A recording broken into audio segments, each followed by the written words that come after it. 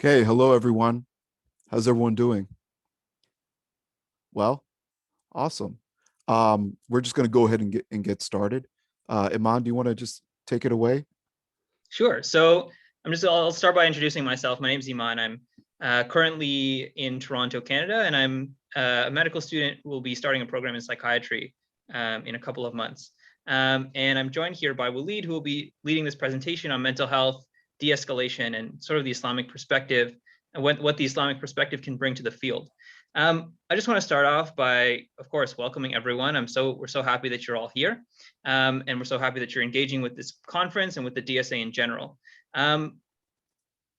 Just a couple of ground rules. I think one of the biggest ground rules that we're going to have here today is that we're going to use Stack.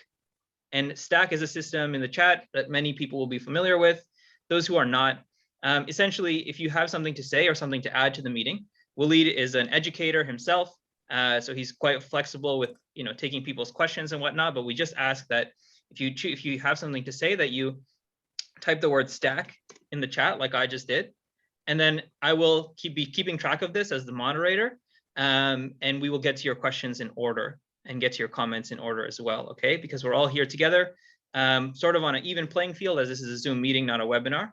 And I hope you've been enjoying the webinar so far as well, by the way. And that's kind of how we'll conduct the session.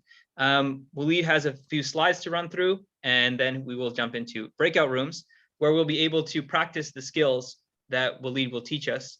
And that will be the crux of the session, if you will. So without further ado, I'll actually start off by introducing Waleed. So Waleed Sami is a mental health therapist and a doctoral student, currently based out of Virginia. That's right, Virginia. It was Virginia. Yes. Yep. He's got research interests as a doctoral student in inequity and the political economy and the impact of that on mental health. And he's also developing a series of novel interventions through rough and tumble play theory to help manage aggression in adolescents and children. Lastly, he's interested in improving mental health professionals' ability to work with Muslim American clients in counseling. And just a note, as a Islamic psychology and psychology and mental health for Muslim patients and Muslim people and Muslim clients is actually a very large and growing field. So Waleed is really here on the cutting edge of a growing field, alhamdulillah. So he also has work experience in acute settings, working with people with aggression for the past more than 10 years. So without further ado, I'll pass it off to Waleed. And yeah, thank you all so much for coming, and assalamu alaikum to everyone. Thank you for for that introduction.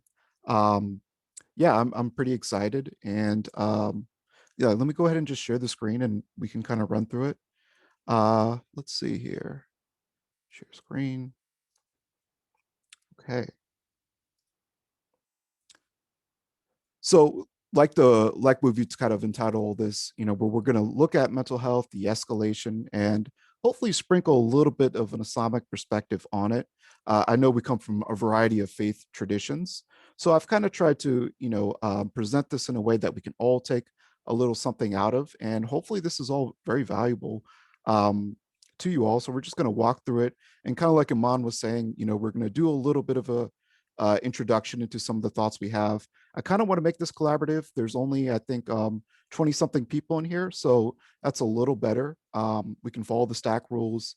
Hopefully there are moments towards the end where someone wants to jump in and chime in, then please do so, and we can have a pretty fun discussion. And then, like I said, we're going to go and do breakout rooms. We're going to try to implement some of these skills as best as we can.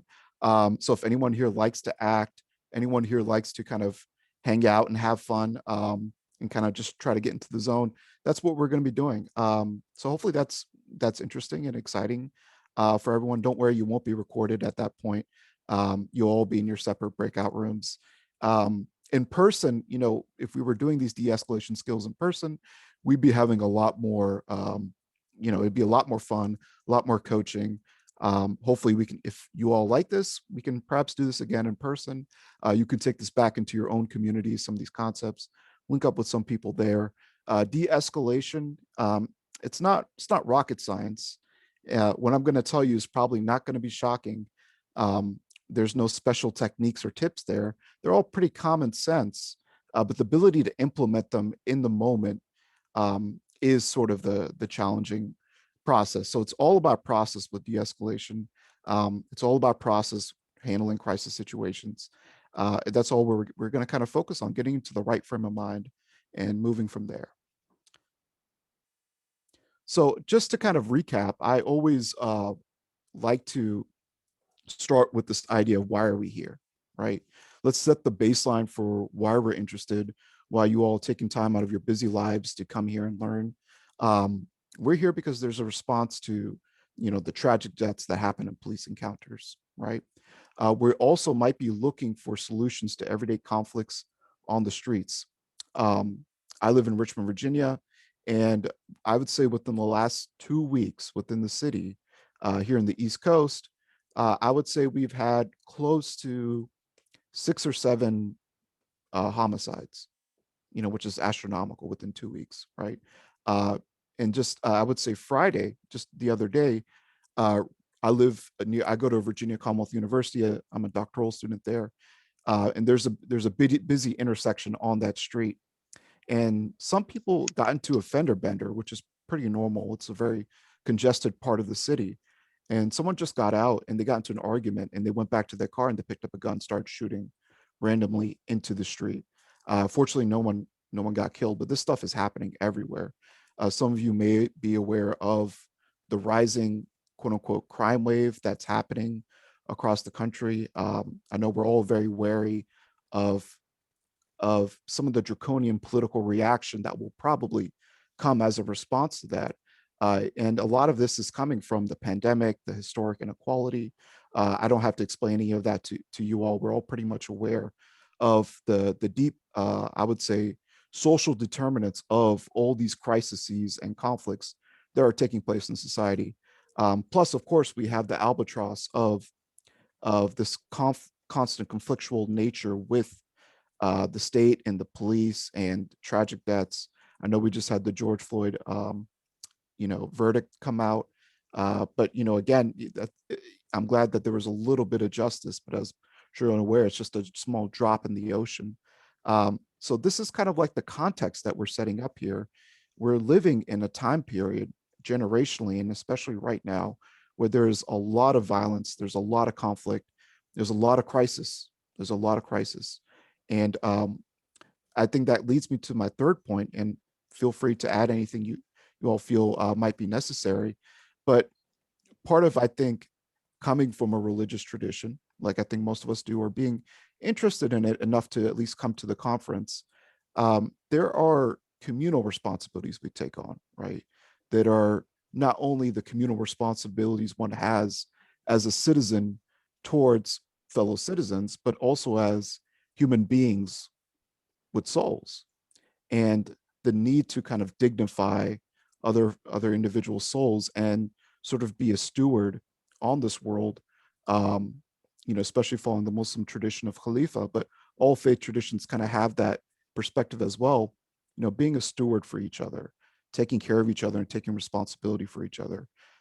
We all have a bit of a responsibility to do that, I feel, to learn some of these conflict resolution, some of these basic de-escalation skills, to at least, if we can't do any of that, but get into our hearts and in our minds a good space to, kind of know what the solutions can be.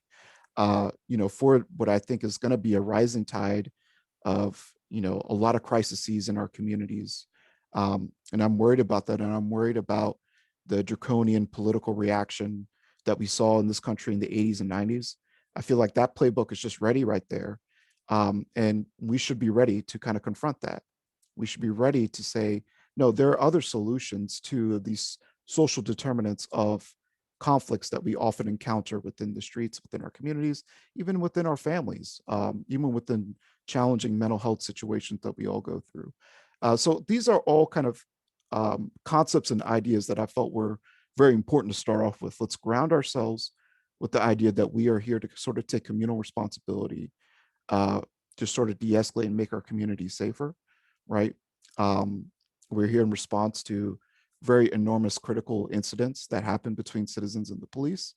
Um, And I think also, and this is my perspective, and maybe some of you share it, maybe you don't, but my perspective is that, we're stewards of each other's souls.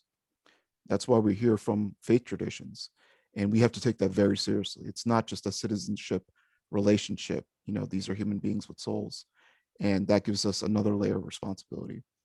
So those are just some of my thoughts. Maybe a bit towards the end when we have a discussion. I'd love to hear if anyone else wants to add to this. And please, I hope this is a collaborative space.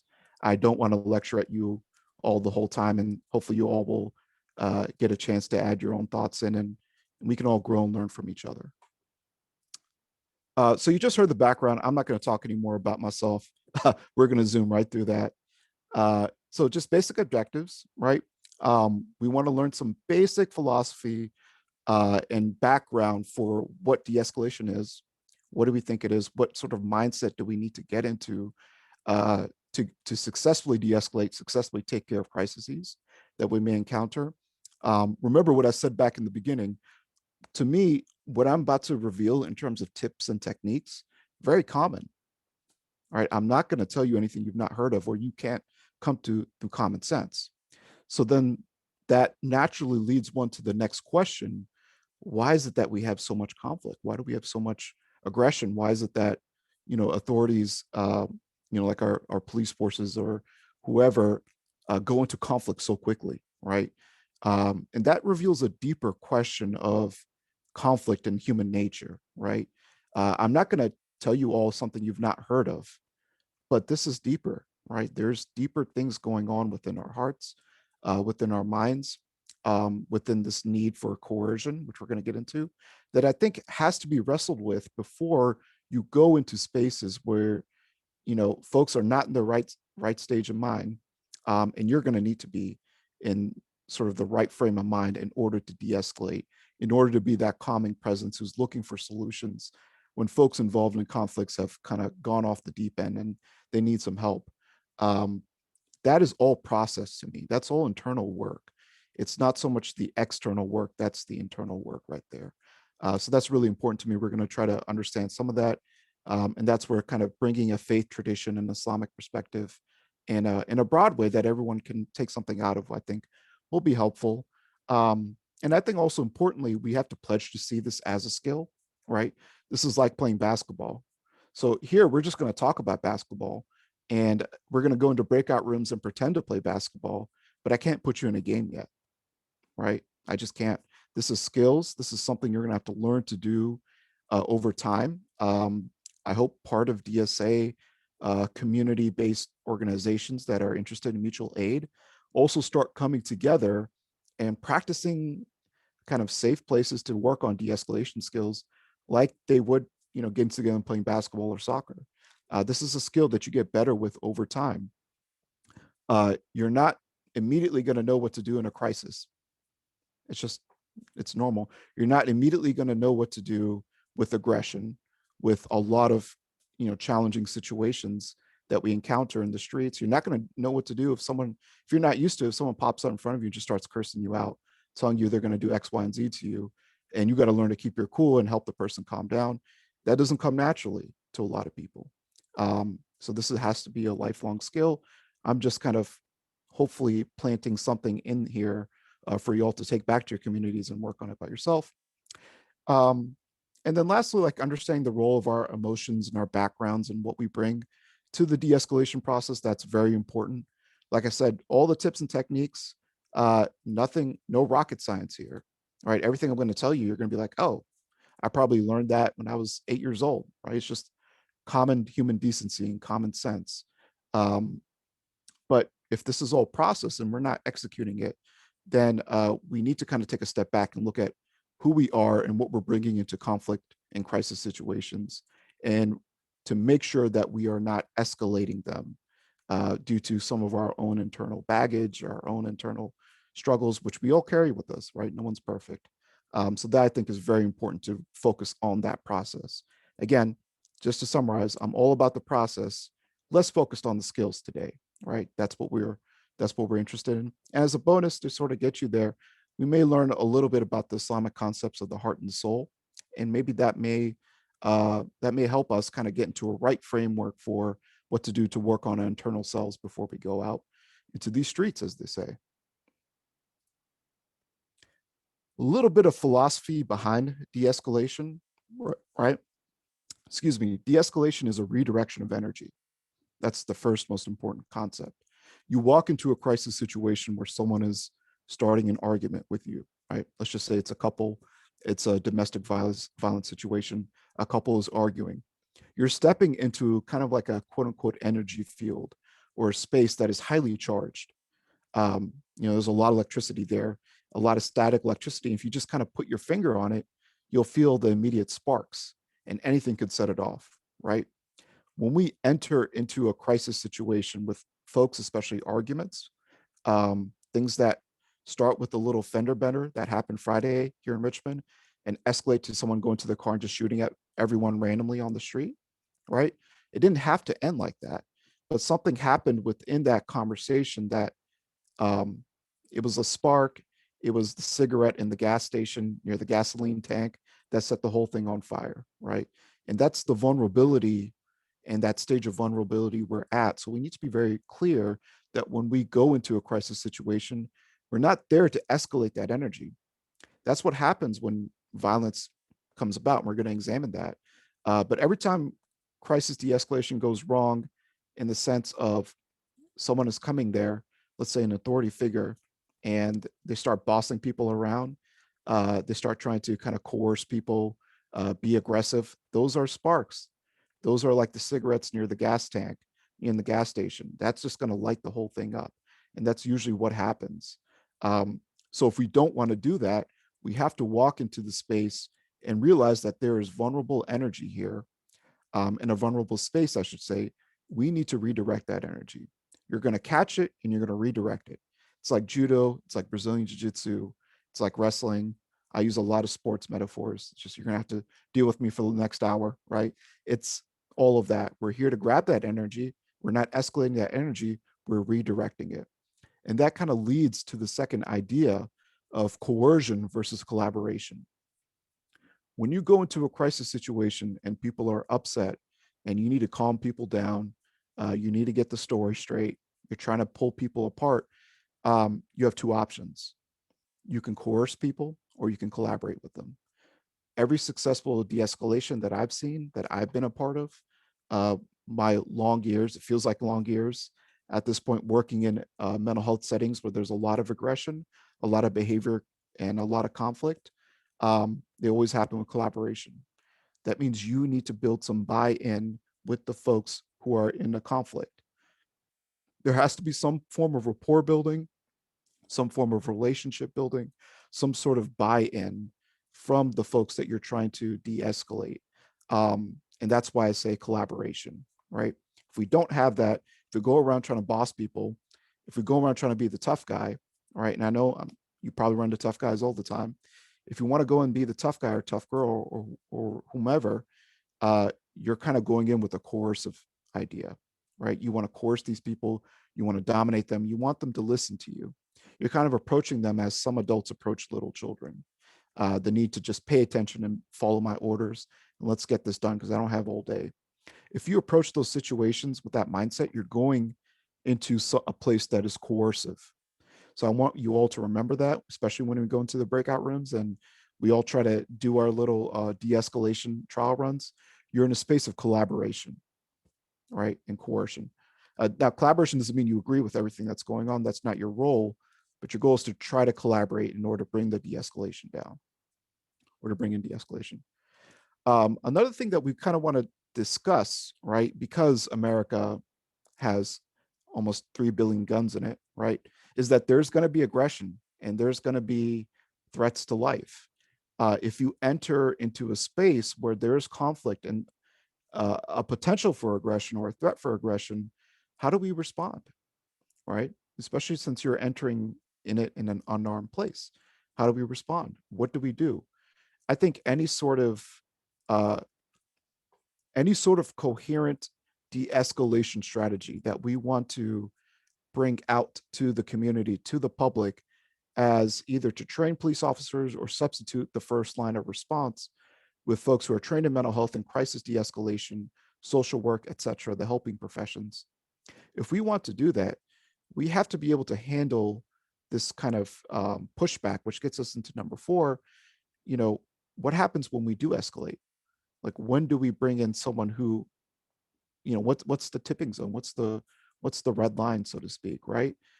Is there a place that you can't go back from and you need to physically remove the threats to people's safety?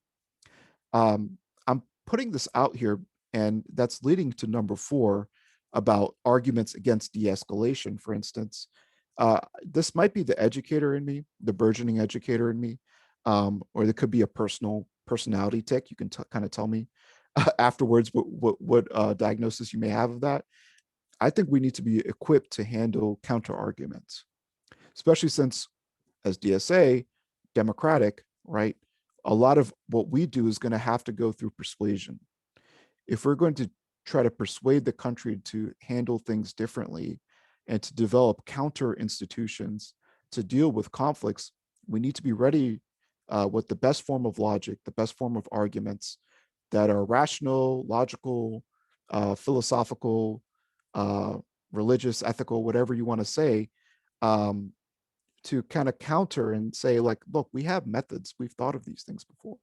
And the number one thing you're going to hear, and why this is resisted, if you speak to police officers, if you're involved in this sort of work, and if you see people who become very coercive, it's because they're afraid that if they don't become coercive quickly, they will be afraid for their lives and they will spiral out of control and this whole place will become unsafe. So in order to kind of deal with that argument that everyone throws at you, you have to kind of have a coherent idea of when is the red line, right? When is the red line? Is this space too unsafe for de-escalation? Okay. We've been sitting out here for 3 hours with someone. We've been begging this guy not to go in the house and try to beat his fiance. This stuff happens all the time, right? We've been sitting out here for 3 hours, persuading him, begging him, please do not go in this house and, do domestic violence. And he's not listening. And now he's trying to like break into the window. What do we do now? Right. We have to be ready to kind of handle those arguments and kind of come up with creative solutions. I don't have all the answers. I do have some opinions, but I think we have to be ready to suggest those. If we're going to build counter institutions, we have to work through some of those things, so we don't exist in an echo chamber. I think all of us agree that we want to see more de-escalation. We want to see good mental health crisis work be done. We think most situations can be handled without the threat of violence. That's why we're all here. I believe that myself. But in order to get most people there, we have to deal with the elephant in the room, which is the rare situation where, people will generally feel unsafe. So that's something I'm throwing out to everyone. I want you all to wrestle with that, develop some opinions. I have some opinions too, but I'm never going to be able to figure everything out myself. This has to be a collaborative sort of process we come up with to build counter institutions. Much like I know a lot of folks are in the Medicare for All panel right now, or they're going to be hearing a lot about it. Convincing people to go to some sort of universal healthcare is quite a big step when you've been living with private insurances your whole life, right? People are afraid of losing what they know. And this is much the same thing as well. If we just live in a culture where you call the police when someone just makes their dog urinate on your yard, and we're just so used to living that culture where that is acceptable, it's going to take a whole lot of convincing, a whole lot of persuasion, a lot of good arguments to develop on the level of what we see of trying to convince people to go to forms of universal health care or the other, sorts of things like Green New Deal, all the other things that we care about. This is much the same argument, and we have to be ready for that. Lastly, I don't want to keep rambling. Know your role. And in order to know your role, you're going to have to banish your ego. When you go into a crisis situation, let's go back to the first example. There's a man trying to break into the house because he's upset at his fiance. There's a threat of domestic violence. It's a very traumatic, toxic relationship, very common. Domestic violence is probably one of the number one threats most people face. It's not terrorism or anything else. Domestic violence and abuse is probably the most common thing people face in this country. Um, know that if you respond to something like that in your community as a private citizen or as part of a formal institution, you're not going to fix the toxicity of that relationship right then and there. It's impossible, right? It's completely impossible. So you need to know your role. And I think that's sort of freeing. You need to be able to know what to do to de-escalate the crisis. You're not there to necessarily always take sides. That doesn't mean you don't have red lines, for instance. We don't want any, we don't want any unsafe behavior. We don't want aggression. That is a red line, right? We should hold people accountable to those red lines within crisis situations. Otherwise, everyone becomes unsafe.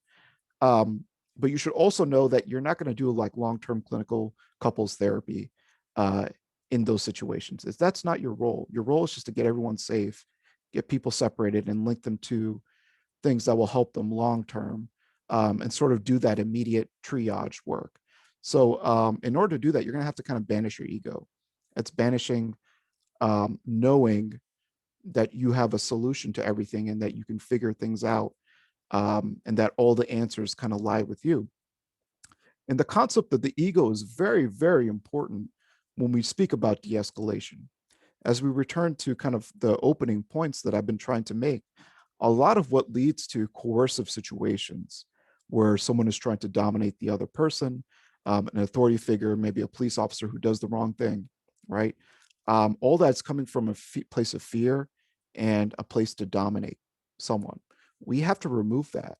And we have to recognize that that is a function of the ego, right? So I can sit here all day and I can give all the tips and tricks and role plays that I can do. Like I could come up with a whole textbook of them and I can give them to a lot of individuals. And by the way, police get de-escalation training. They absolutely do.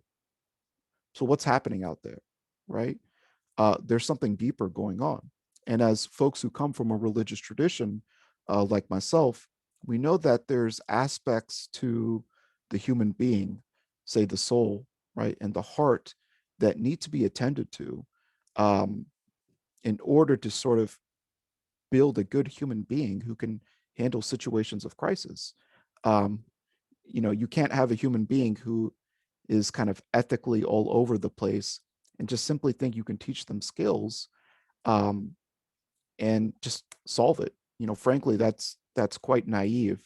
But since we kind of live in a larger secular culture, which doesn't attend to kind of deeper ideas, it doesn't believe in that. We think that we can just give people workbooks of skills all day and that's going to solve it. Then half the people who get that training go into situations and they still mess it up, right? Because they haven't done some of that deeper ego work, the deeper soul work. And we're going to get into that in just a little bit. So going back to what I said earlier, a lot of this is going to be internal work.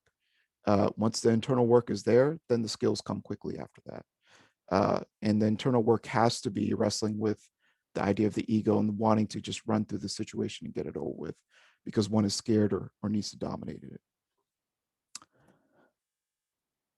Again, with the ego, right? Coercion and ego. This is very critical and this is key. Problems happen in conflicts when the ego takes over. We go back to the example on Friday. Fender benders are pretty common, right? I hate them. They ruin your day. They could take a lot of money out of your deductible. But what causes someone to go back to their car and start shooting into traffic, right? Something happened there. Something happened deep within that person's mind, their heart. If you're religious, maybe a soul, right? Something is going on there that we're not attending to. And that's the ego sort of taking over. That's my argument. And that's why we're going to kind of get into Islamic perspective of the ego before we get into anything else. There is something going on there. So those problems will happen when the ego takes over. They need to be right. They need to dominate. The need to kind of get back at someone, the revenge factor, whatever it may be. The ego can also be manifested in the need to be respected, the need to be heard, right? Let's go back to my original example. Let's say I'm trying to de-escalate someone who, that the guy who's trying to break into the house because he's upset at his fiance. and you believe there's going to be a violent situation there, if I try to talk to him and he cusses me out, maybe says something racist to me, which you can do easily, uh, makes fun of how I look, I'm going to take a hit. That sucks, right? When you worked in these situations, you're going to get destroyed, right? You're going to get like raked over the coals. Every insecurity that you wear and you carry with you, maybe you didn't shave properly. I remember when I worked as a counselor in juvenile detention, like if I didn't shave properly and I missed my lineup on my beard, all the kids would notice it. And I would hear it for 8 hours, like throughout the day, that I was like ugly. I couldn't get my beard right. It's just that, and that's the small stuff, right? Um, when you kind of are in those zones where people are not at their best and you need to be at your best, uh, your ego is going to be like pumping out because it wants to be respected. It wants to be heard. It wants to be validated, right? In those moments, I want to kind of yell back at the person and say, "Hey, I was in a rush this morning to get to my shift to take care of y'all. So of course I missed my, of course I couldn't like shave properly today, right? That's my ego talking." And that sort of resentment and frustration can build up and lead to really, really bad places. We have to be very careful what our ego can do in crisis situations, because people are going to give it back to you, and it's going to hurt, and it's okay to hurt, but it's not okay to then have a behavior that comes off of having that ego kind of tarnished. That's why we kind of need a system to work on our ego while also learning to de-escalate, right? Kind of in Islam, we call this need to be dominated, or the need to be dominant, I should say, and the need to have an ego, the need to be respected, kind of the pharaonic disposition. Folks who are familiar with the Abrahamic tradition, of course, know the contours of Moses and Pharaoh, the dynamic there. I don't need to repeat that. Islam has its own perspective on that story, but it is similar to the other Abrahamic traditions, particularly within Islam. Uh, Within the Islamic tradition, the pharaoh is seen as an archetype for people who are very much in touch with ego and domination. We would call them the oligarchs, right? If you, my, I know my family would often look at Donald Trump and say, "Oh, this is the pharaoh," right? And maybe some Muslims in the audience may be laughing in the back of their head because that's just uh, something like Muslim families kind of say in a folksy way to each other. Whenever you hear there's like some sort of powerful political figure who just wants to be praised and worshipped and the emperor wears no clothes sort of dynamic, um, this is alluded to a lot in the Quran as a form of the highest rebellion towards God because of this need to be arrogant and one thinking their ego can just be so deeply manifest. We would call it the pharaonic disposition, right? The pharaonic disposition. Lo and behold, the whole reason you learn about the story of the Pharaoh is because you need to kill the Pharaoh within yourself. That's the whole point behind these deeper ego work in the Islamic tradition, is to recognize that within your own little circle of your own little family, your own little workplace, maybe your own little relationship, you may be bringing aspects of the pharaonic disposition, the need to be heard and dominated, and the need to be coercive into your relationships around you, right? And if we don't work on that, right, we don't have to be political leaders. We can just be regular people, but we can be quite oppressive within our interpersonal relationships in our lives. If we're not working on that, that will show up within moments that we go out there to de-escalate. You'll carry some of that with you. And that was a big problem with me, right? That was a big problem with me when I was younger. I was an athlete my whole life. I loved to work out. I was one of those, like to think I was like one of those tough guys, right? And that's still a bit part of me. So whenever I would get challenged in de-escalation by other guys, other men, I'd want to really snap back at them, be like, okay, now you're calling out my manhood. That's just how I was raised. That's what I internalized. And that is a huge part of ego. And I had to really work on that. And I suffered for that deeply with the inability to build relationships in the beginning, and not get what I was doing right. It took me a long time and patience and probably a little divine intervention for me to start to work on some of those things. But we all carry it within us, maybe some more than the others. I definitely had it within me, right? This need to kind of dominate, be respected, especially around other men.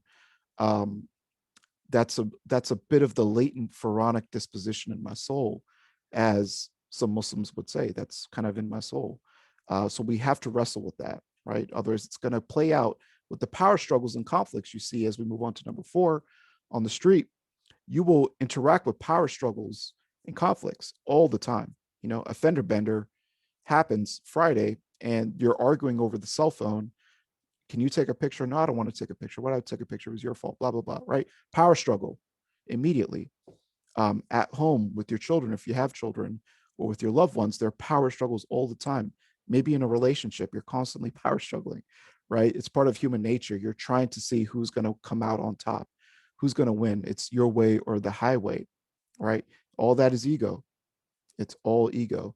And when you enter into that space to de-escalate, you have to be very careful about taking sides in the power struggle and not escalating the power struggle. One of the things you need to learn to do when you enter into a conflict is to diagnose the power struggle, diagnose what's going on, make sure you don't go into it, right? If you're going to be the one who helps people walk out of that sort of race to the bottom conflict that they're having in their heart, you need to be out of it and be able to see it. You need to be able to identify what the power struggle is. And you need to not be able to kind of get in there and take a side.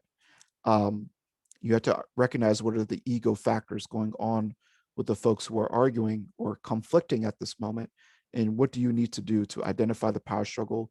Try to solve that power struggle as quick as possible and then move on, right? Move on.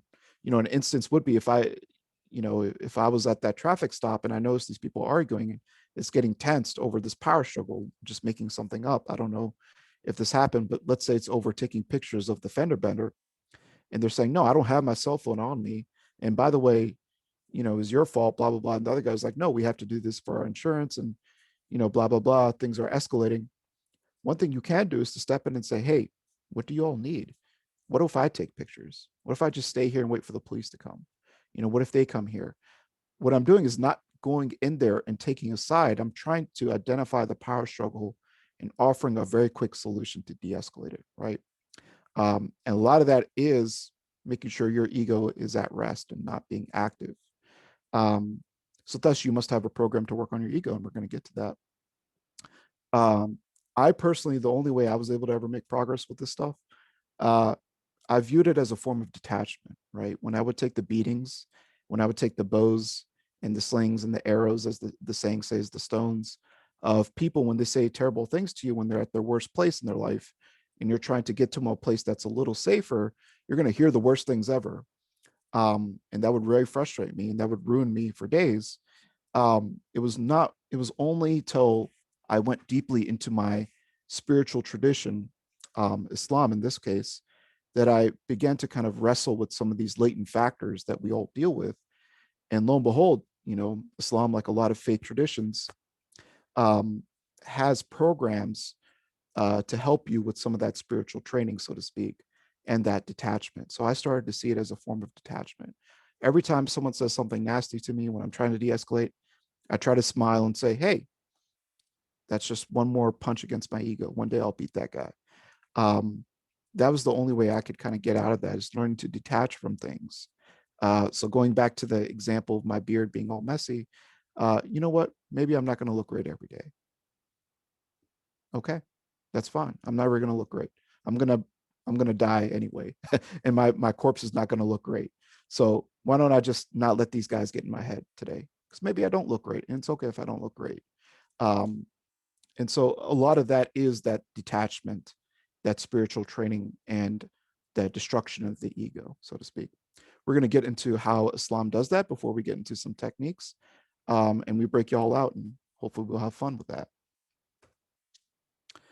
So the Islamic perspective on the heart and the soul is, and the specific program within our quote unquote mystical tradition, which is in the West called Sufism, but in Arabic, which is probably the better term to call it, it's called tasawwuf, right?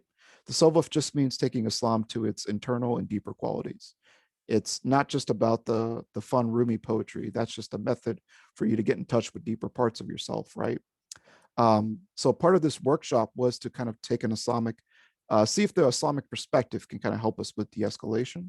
And within our faith tradition, we find that there's volumes and volumes and libraries across 1400 years of every continent known to mankind, of luminous men and women who struggled with their ego, their soul, and they recognized things, and they were just like you, they were just like me, and using revelation revealed in the Quran, what we believe is our revelation, using other faith traditions, other spiritualities, other philosophies, they were able to come up with some indigenous forms of ways of working on your soul and your ego, which I've argued since the beginning is probably your most crucial component of understanding how to de-escalate someone, right? And not getting into those power struggles. So typically what we see here is there's a lot of stages to your ego. We call it nafs, right? And in this case, most of us start with the nafs, and your nafs, N-A-F-S, is sort of like your baseline desires, right? A lot of scholars would say those are like your animalistic desires. For the philosophers in this room, you may detect a sense of Neoplatonic Platonism, right? The Neoplatonism was really big in Islam and a lot of other older traditions, and still pretty prominent there. And there's forms of Aristotle's work in here as well. Plus this is alluded to, literally within the Quran about the different stages of your ego and the soul and what you need to do to wrestle with that. So the nafs are like your baseline desires, but they're part of you, right? So there can be things like the need to eat all the time and be satiated. For myself and other Muslims in the room, we're in Ramadan, so we're not eating or drinking and doing other things, right? But we're also not cursing. We're also trying to wrestle with our thoughts. We're trying to wrestle with our ego. And that closing the gates onto the need to kind of feed yourself and attend to your baseline desires all the time during the month of Ramadan is kind of seen as a way to start to wrestle with something that is immaterial in you, right? Going back to the kind of the religious argument, so to speak, you have a body, a biological body, right?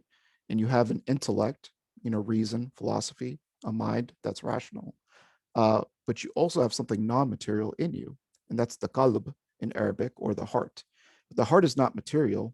This is your spiritual heart, right? It exists in you, and it's just as part of you as the body and the intellect, right? Now we know material understandings of psychology, as seen to the right, the Western model, they can only go to the intellect and the body, right?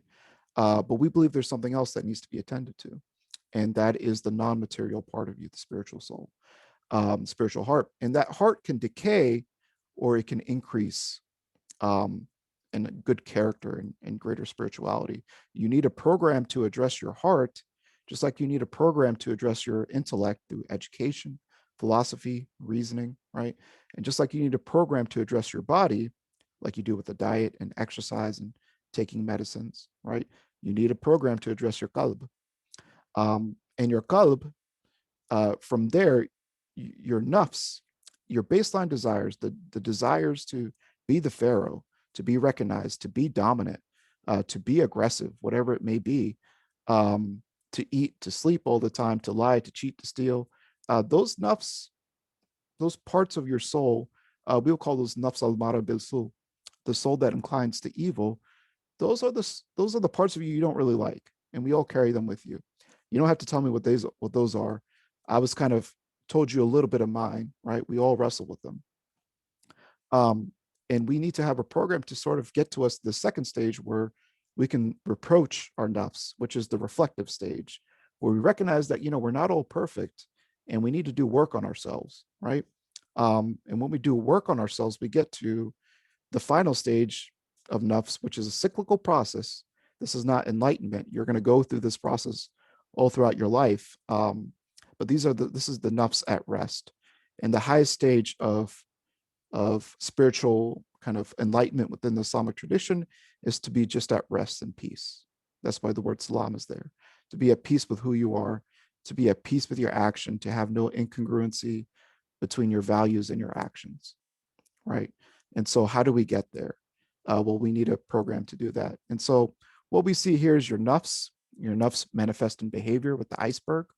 Of course, cognition can go into aql, right? Aql is your intellect. And we go down here to emotion, right? And your emotion is your feelings. And kind of like Carl Jung made this argument too, who's a famous psychologist, most people know about it. He would often say that emotion is like a gateway to deeper understanding. The Islamic perspective agrees as well too. Rothman and Coyle kind of made this really nice iceberg graphic that we're taking from, but that emotion is sort of your entry point to understand your spiritual heart, which is the qalb, right? And eventually you want to get to your ruh, work on your ruh, which is your soul, and the soul is the immaterial thing, right? The one that stays and the one that ultimately is what you're responsible for and all human beings carry. So what is the program for us to kind of get from nafs al-mara, the need to kind of dominate and coerce and make sure we're not bringing these latent nafs into a de-escalation and conflict? How do we get from there to being at peace with ourselves when we enter a position or enter a stage or a conflict where there's not a lot of peace, right? Hopefully I'm making sense. So this is a pretty complicated graphic, but I'm just going to throw it up there. Don't worry about it. You're not going to be quizzed on it. But this is another way of sort of looking at, where the interaction between, your behaviors and your spiritual heart, right? What we see here is the idea of getting to tazkiyat al-nafs, which is the purification of your nafs, right? Getting to, a place that where you're at peace and you're thus purified spiritually requires a program what we would call jihad al-nafs. And for those jihad means spiritual struggle, right? And jihad al-nafs means to kind of make a struggle onto your baseline desires. And right here, if you look to the left, we have this beautiful phrase that's found in a lot of Islamic literature, Tahdhib al-Akhlaq, which means, the righteous behavior, the manners, like literally manners. So how do we enter into conflicts with the best of manners, right? We're going to go over that. And I want you to kind of keep that in the back of your mind. If we kind of do war upon our baseline desires, we can then start to incorporate better behaviors, right? Better, beautiful manners. That's probably a better translation. We will start to kind of create beautiful manners within ourselves. So when we go into a conflict and someone's cussing us out and they're cussing each other out, you don't curse them out. Great example of that, right? If you're not cursing someone out who's cursing you out and you're trying to de-escalate a situation, you're in jihad al-nafs in that moment. You're struggling with your ego because you're trying to get your akhlaq, your beautiful manners right, so that you can be virtuous, which is the munjiyat up here, right? And eventually, as you get up here, the more you stay up here with the nafs, with the purified nafs, you'll be able to work on your soul. You'll be able to work on your qalb. That will have a downstream impact on your intellect and your reason. And thus, that will have a downstream impact on your behavior. So all three of those things have to be in line. I know I'm using a lot of Arabic terminology, right? So I tried to put the English translation here. Your nafs are your baseline desires. You need them, right? You're a human being. You need to know when to eat. You need to know when to sleep. Sometimes you need to be a little self-centered if someone is trying to abuse you, right? You need all those things, but you can't let them dominate you. In order to get through there, we have to kind of engage with ramping up our ability to be virtuous and to work on our baseline behaviors, so that our qalb, our spiritual non-material heart, in the middle, in purple as you see, is centered and it's providing us reinforcement to our reason, to our intellect, and then to our behaviors. If that is not attended to, right, through whatever fashion you want, through your spiritual tradition, through philosophy, through the Islamic tradition, whatever tradition you want to choose, that has to be deeply within your program. Otherwise, you can give all the skills training in the world to folks who are not wrestling with their egos. And then they'll get into conflicts with folks on the streets and they'll escalate them, right? And we talk about, systemic racism, for instance. What is racism if not, part of your nafs, your baseline desire, your ego?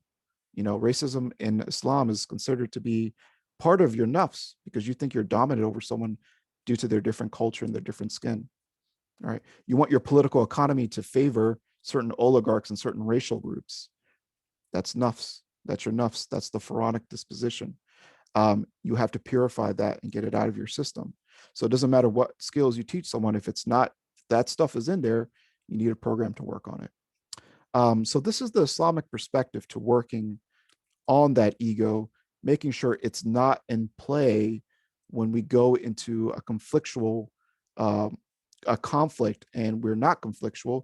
We're actually de-escalating with the best of manners, where we're showing virtue when there's a lot of vice, for instance, right?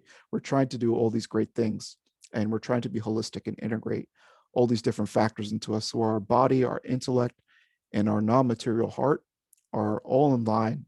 The ego is not dominant, it's suppressed, and we're ready to help each other instead of be there for our own egos.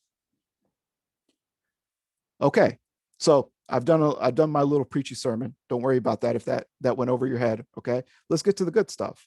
So we have some of that philosophy, we have some of that background. Okay, we can throw that out there. Hopefully that was useful. Now let's get to the good stuff. I will put this in the chat and break you out into rooms momentarily, but we're going to go over these sorts of things. Of course, I love Brazilian Jiu-Jitsu, so every time I think of techniques, my brain flashes through with a million ways to try to strangle someone or break their arm, right? I love that stuff. So this is your techniques, but don't do that because we're de-escalating. These are just your mental techniques, okay? Everything you're seeing here, like I mentioned in the beginning, it's not rocket science. So you might be asking, why did I show up here? Like, I could have just Googled this. Well, you could have, right? But I'm glad to see you. And hopefully that Google result would not have told you about that underlying philosophical and spiritual kind of work you need to do in order to get to this point, right? But here's the techniques. When we approach a conflictual problem that needs de-escalation, whatever it may be, right? There's a domestic violence thing, there's a protest, someone's arguing a protest, whatever you want, you can imagine, you can go through some of these steps. And the first step is to understand your body. Understand your body. This I had to get used to. I know you guys can't see me in person, but I'm above 6 feet, around 220. So I'm kind of big. And when I would sometimes get into de-escalation roles with folks who were smaller than me, or sometimes young girls, because I worked with a lot of adolescents who were girls, my ability just to be there with my body could, especially if they come from a background of trauma, escalate them deeply, right? Especially if they've had a trauma with men, for instance. Just my physical presence, my towering self, if I decide to tower over them, could, before I even open my mouth, even if I had the kindest words to say, immediately set them off. So we need to be understanding of our body, right? Are we scared? Are we tense? I can't tell you how many times I've seen like pictures of police officers when things go wrong, and you see the pictures beforehand, their whole bodies are like jacked up with all this energy, this nervous energy. Sometimes they even have their hands on their holster before there's any reason to believe that this person you're talking to is going to be a threat, right? Their whole body is pulsating with this deeply fearful, egotistical, pharaonic disposition, to bring it all back around, right? Very scared of losing their power. So you need to understand your body. You need to know who you are, get comfortable with who you are. If you're a smaller person, if you're a part of the female sex, right? Non-binary, you're a man, whatever it is, right? All those are going to have like a different impact on people around you, especially if you're racialized like I am, you know? I immediately show up and some people don't want anything to do with me. That's just a fact I have to live with. So reconciling that with your body is very important. What is your body? How are you going to use it, right? Are you going to approach in some sort of way that's going to escalate the energy in the room, or are you going to be able to kind of approach in a friendly way, right? One way to do that is always approach people at an angle. I used to have a big problem doing this. Like sometimes I tried to de-escalate someone, I would just like get in the zone and I would just like start lunging towards them, you know, like straight at them. And that's not going to work. Okay. That's not going to work. Don't do that. Over time, I learned to start to walk slowly, actually, to take half steps, so the person doesn't feel threatened. And if we were doing this in person, when we we're going through some of these techniques, we were getting up and moving. One of the first feedbacks I give when we're training people is notice how you accidentally cornered the person, right? This will happen all the time, right? Sometimes, if there's some women in the audience, they'll often complain about men cornering them, right? That's what sometimes men do inadvertently, or sometimes even consciously, I should say. Okay, be careful about cornering people and approaching them in like very abrupt ways, even if you're there to be friendly. So understand your body, approach at an angle, take half steps, be within view. This should be quite obvious, but if I'm trying to de-escalate someone and I surprise them, be like, hey, I'm part of the de-escalation team of the East Coast DSA, and they haven't even seen me, then that's not good. You're not starting off the wrong foot. So be aware of your body, approach at a right angle, take half steps. One way I learned to do this was, when you do, if any of you likes to box, one thing you learn when you step in the boxing ring is to actually take very small half steps, kind of like a ballet dancer does, very, very gentle footsteps that actually make you kind of agile and athletic, but are not overtly going to throw your balance off. So that's what I like to think of. Always approach people at an angle within their view, slowly understand your body, right? I love to have my hands in my pockets because it's very non-threatening. Um, if I'm usually taller than someone, I'll potentially try to make myself slouch a little, just so I'm not coming across as like I'm trying to overpower them, right? Um, C, I think, is sometimes the most important thing. If you walk away from this forgetting everything, if you're like, oh, what is tazkiyat al-nafs? What is nafs al-mara? I don't know what this guy was talking about. I zoned out for an hour and a half. I want you to remember this. I want you to remember to learn their name as quickly as possible. Learn their name and give your name. Introduce yourself. And this may sound funny and counterintuitive, but it's a very easy way of establishing relationship. People love when you humanize them and actually call them by the name that their parents gave them, right? What's your name? I can't tell you how many times people calm down as soon as I just interrupt them, say, okay, my name is Waleed. What's your name? I'd like to know that first before, I'm not here to hurt you. My name is Waleed. Can I help you? Okay, your name is Imaan. Your name is Daniel. Okay, Daniel, I'm here to help. What do you think you need? Right? Starting your conversations off like that does wonders off the top of like de-escalating and making things easier and humanizing them. Remember, if you come from a faith tradition, you believe this person has a soul, right, and an immaterial part of themselves. You humanizing them is making a bit of a soul connection there that is pre-reflective. They don't have to reflect on that. They immediately feel comfortable. There's something deeper going on there. So please learn their name, approach in a good way. Don't try to be intimidating. Remember how you approach. Of course, I wish we could practice this in person, but at the very least, try to ask the name when we split you guys off into rooms and you try some of this stuff, right? Learn the name, introduce yourself. Identify the power struggle. We discussed that briefly. Identify what's going on, what's the inherent conflict, so that you're not accidentally walking to that conflict. And remember, you have to stay out of it and offer solutions to de-escalate it. Create trust with people, but be careful about your promises, right? Don't overpromise. Offer to help, right? Ask what they need. I always start with asking what they need. Always repeat yourself several times. And keep things simple. Don't remember, a lot of people in conflicts are like in fight or flight mode. So just keep things very, very simple. Don't be afraid to repeat yourself. That's the ego. If you get angry about repeating yourself, then you're not going to how do you say, you're not going to de-escalate people. So don't be afraid to repeat yourself. Be ready for things not to work and have a partner. You're all going to be broken out with a partner. And of course, you don't have to answer this question within the inherent conflict, but what happens in a physical confrontation? That's really important. Okay. So it's the scenario. We're going to just, in the interest of time, we're going to just do one scenario for 10 minutes. We're going to break everyone apart. You and your parents approach a foster care child I'm not sorry, you and your partners approach a foster care child on the street, angrily yelling outside the house. The parents accuse the child of stealing food, and the child is trying to run away and wants their phone. And this stuff is very common. Parents won't let them won't let them in the house, accidentally put out of the house. A child has a history of aggression towards the family. When we break you all out into rooms, Interesting. try to have one person play the foster child. Maybe have at least two people play the de-escalation role. And the ones who are left can either rotate or play the parents, right?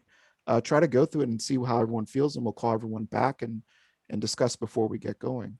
I will put all these instructions in the chat box before I break you all out into rooms. So I'll stop sharing.